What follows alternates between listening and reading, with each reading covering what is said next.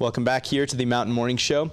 You know, every day we wake up and we turn on the faucet and we take it for granted how amazing it is that we have this fresh, beautiful, clean drinking water that comes right out of our faucet, right into our glass, right into our hands. We use it every day, and I think we take it for granted a lot. There's people that work very hard to ensure that we have that drinking water and that we can continue to live this amazing life that we have here in Park City. And one of those people is Michelle DeHaan. She's the Water Quality and Treatment Manager at the Park City Municipal Corporation. Michelle, how are you doing? I'm doing very well. Thank you, Diego. How Absolutely. are you today? And I think it's totally true. I think I take it for granted, you know, walking out, turning on the faucet and having clean water to drink at any time is something that very few people actually on this planet are able to say that they have. So I think that's true. Yeah, so let's talk about your job and what it is exactly that you do.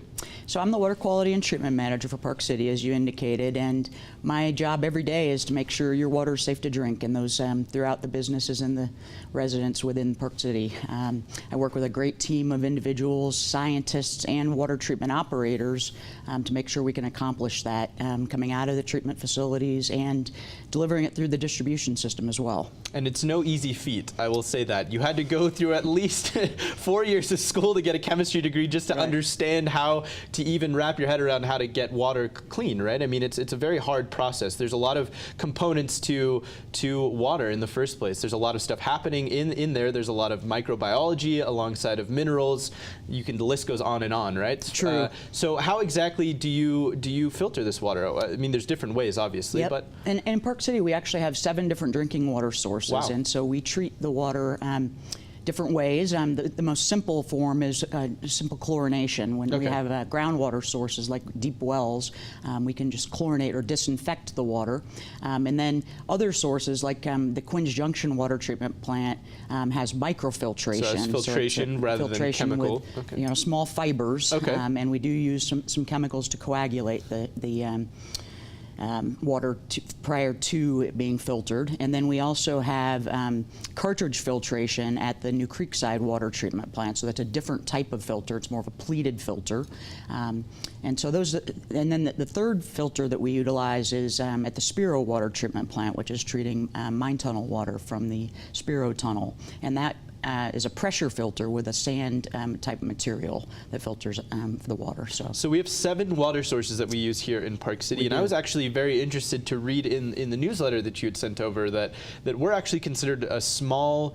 The term is slipping my mind right now, pardon me, but it's a small water basin or a small watershed, something along those lines. Small water system. Okay. The Environmental Protection Agency, or the EPA, classifies water systems based on their population size. And so seven is small? 7 small, especially for a population of 8,500 people. Wow, okay. And that's when we're classified as based on the population. And to have 7 sources, especially sources that require treatment like a surface water source, as the Quinns Junction plant and the New Creekside plant are classified as, it makes it much more complex to have multi-stage treatment in place to ensure that we are disinfecting to eliminate any parasites, viruses, bacteria. And that's typically not the case when you're dealing with groundwater, Correct. Right? When you're dealing with well water or anything else. This is surface water that you're dealing with now, which kind of is a completely different story, a different ballgame. Right. A lot of small water systems throughout Utah and other states are solely dependent on groundwater or deep wells that don't require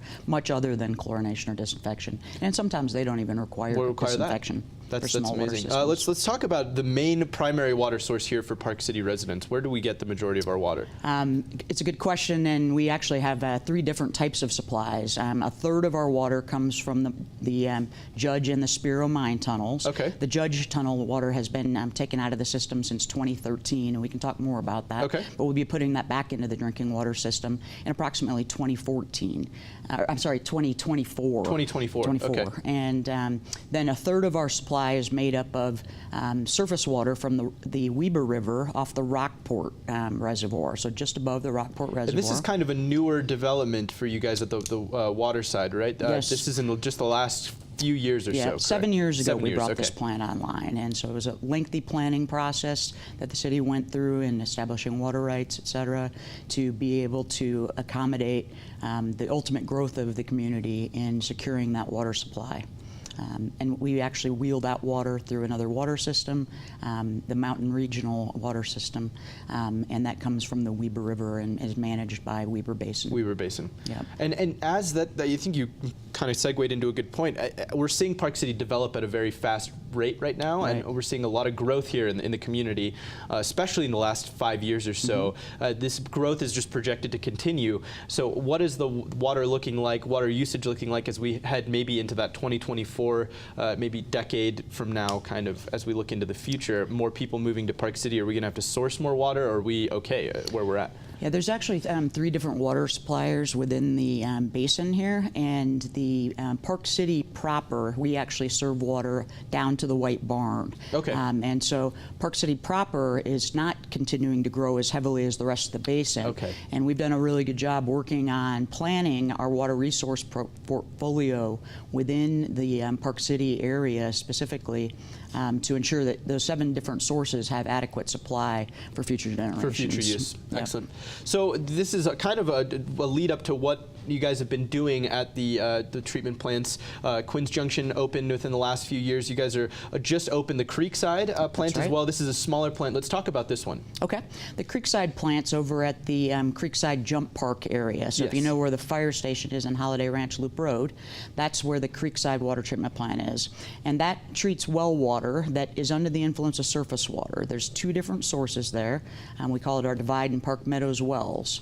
And the Park Meadows well, being under the influence of surface water, just means there's like local river water and spring water that has the potential to influence the groundwater quality in a manner that can cause risk for things like viruses and parasites and microbials.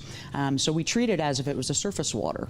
And that particular project is an interesting one because we've really thought about the neighborhood in this particular conversation with regard to the Creekside plant, because when we have to utilize a more advanced treatment technology for surface water, we have to do things like add chemicals. And traditionally, we would haul in like a liquid bleach. Like about 12.5% is what we would typically have had trucked in to some older facilities that have now been demolished there on that site. And now the new site comprises of a new on-site chlorine generation system. Where we're actually making chlorine it there on site.